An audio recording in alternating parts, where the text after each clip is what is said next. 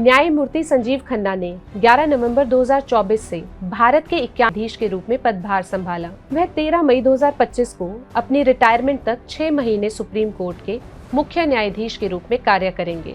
यह उनके कार्यकाल की अवधि 8 आगामी मुख्य न्यायाधीशों में से दूसरी सबसे छोटी है, जिनमें न्यायमूर्ति बीवी नागरत्ना का 36 दिनों का कार्यकाल 2027 में सबसे छोटा होगा।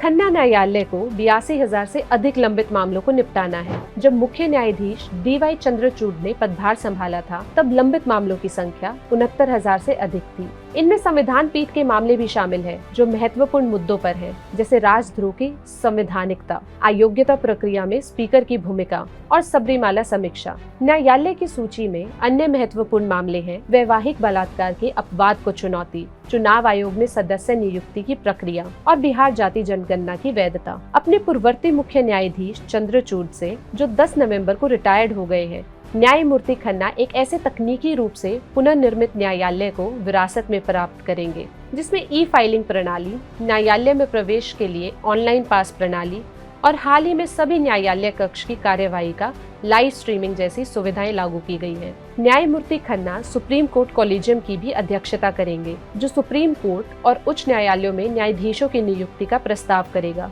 उनके कार्यकाल के दौरान उनके द्वारा नेतृत्व किए गए कॉलेजियम में संभवतः 4 नए न्यायाधीशों को सर्वोच्च न्यायालय में एलिवेटेड किया जाएगा। न्यायमूर्ति खन्ना 450 से अधिक बेंचों का हिस्सा रहे हैं और 115 से अधिक निर्णयों को लिखा है। वह उन बेंचों का हिस्सा रहे हैं जिन्होंने चुनावी स्वतंत्रता, जमानत और व्यक्तिगत स्वतंत्रता, मध्यस्थता और न्यायालय की विवेकाधीन शक्तियों जैसे महत्वपूर्ण मुद्दों पर फैसले दिए हैं।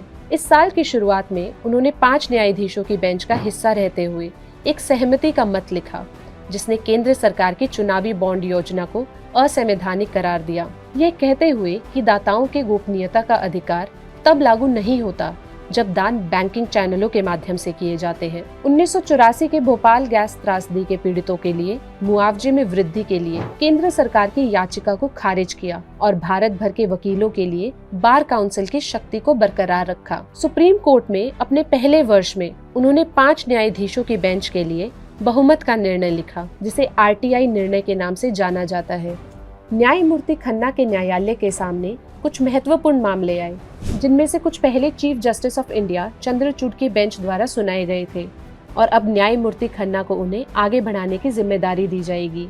यह सभी मामले न केवल न्यायिक इतिहास में महत्वपूर्ण मोड़ हो सकते हैं, बल्कि देश की संवैधानिक और कानूनी संरचना पर गहरे असर डाल सकते हैं। न्यायमूर्ति खन्ना के लिए ये महत्वपूर्ण परीक्षण होंगे कि वे इन मामलों को किस दृष्टिकोण से सुनते हैं और न्यायिक प्रक्रिया का कैसे मार्गदर्शन करते हैं।